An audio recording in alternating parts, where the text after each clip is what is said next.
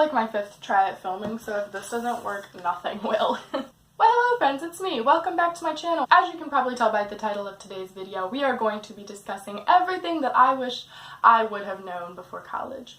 Or at least 15 things. If you are anything like how I was going into my freshman year, the idea of going away to school is both the most exciting and terrifying thing that could possibly happen to you. On one hand, you're getting all of this freedom, but then on the other hand, you're losing part of your support system back at home. And that's something that's really hard to deal with. So before my freshman year, I found myself looking at a lot of YouTube videos regarding advice for upcoming freshmen. So since I have finished my first year of college, I do have some tips that I think would be useful to share to people. Without further ado, the first thing on my list is to save up as much money as possible before college. Being a broke college student is a very real state of being. And it's something that at some point everyone can encounter. You have all of this new freedom when you go to college, and you don't want to be tied down by finances. So saving up before you head off to school is a very smart decision, because then you can go out places with your friends and don't have to worry about, do I have enough money to do this and still eat on Sunday?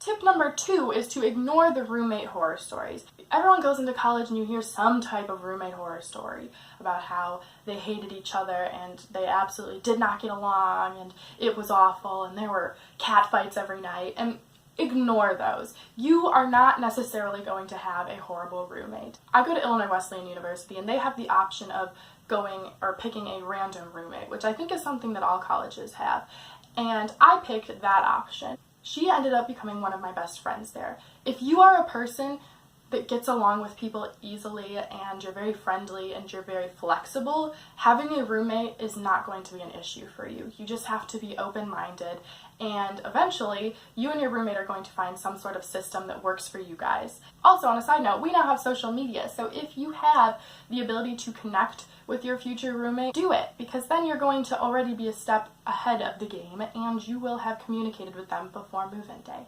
My third tip is about arriving to college, and that is that the first few days of college are always the hardest because you're leaving your family and your friends behind, and you're thrown into a place where maybe you don't know too many people, if any at all. So naturally, it's going to be hard. You may cry, you may get homesick.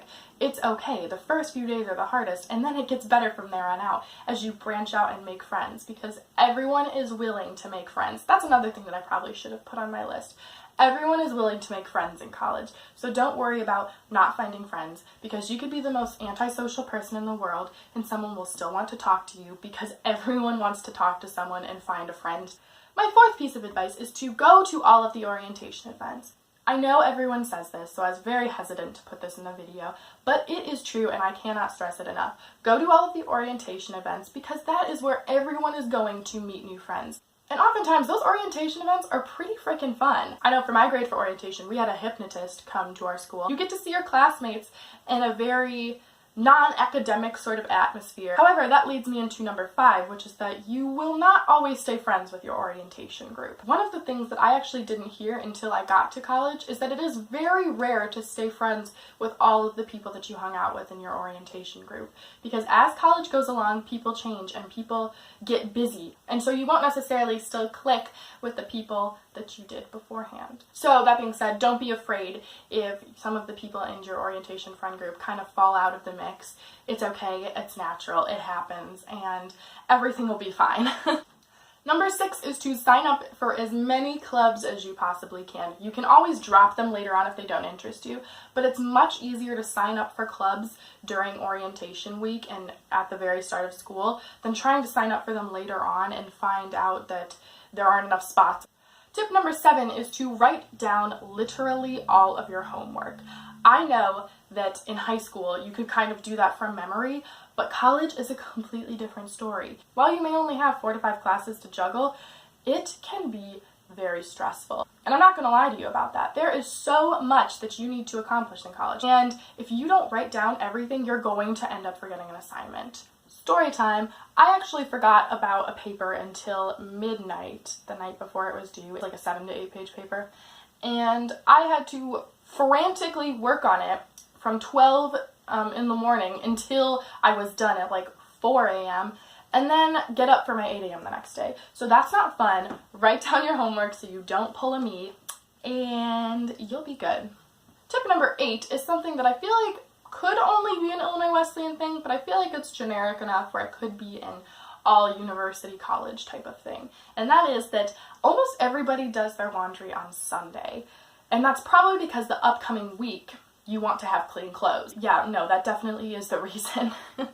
So I would highly suggest finding a day not on Sunday to do your laundry, because otherwise there will be no washers available and you will be stressed and wearing dirty clothes to your Monday class. It's not fun, let me tell you. Going along with that, tip number 9 is that you will live in leggings and t-shirts in college. I know going off to college, I packed all of these cute shirts and sweaters and everything like that because you want to have a place to showcase all of your new outfits. It's fun, it's exciting. However, after the first month of school, you start to realize that you don't want to take the time to get ready before your 8 a.m. class. So invest in some good sweatpants. My 10th tip is to set a day out of the week to clean your room. Everyone has busy schedules, so setting aside a day out of the week where you just declutter your life and plan with your roommate to reorganize everything in your room is very helpful. That way it doesn't become a pigsty.